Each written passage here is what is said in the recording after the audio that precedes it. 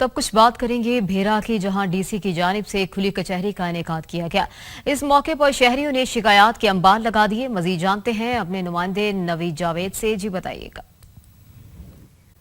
जी बिल्कुल, हुकूमती अदालत पर डिप्टी कमिश्नर सरगोदा अब्दुल्ला नैयर ने तहसील ऑफिस भेरा में खुली इनेकाद किया। इस मौके पर असिस्टेंट कमिश्नर भेरा वासिक अब्बास अलवी इनके साथ मौजूद थे।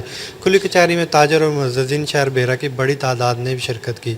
शहरियों ने तहसील अस्पताल भेरा में डॉक्टरों की कमी, स्कूल से छुट्टी के वक्त शहर में मुख्तलिफ मकामात पर ब्लॉक होने वाली ट्रैफिक और शहर में सफाई के हवाले से मुश्किलात और नाजायज़ तजाज़ुज़ात के खात्मे के हवाले से शिकायत पेश की।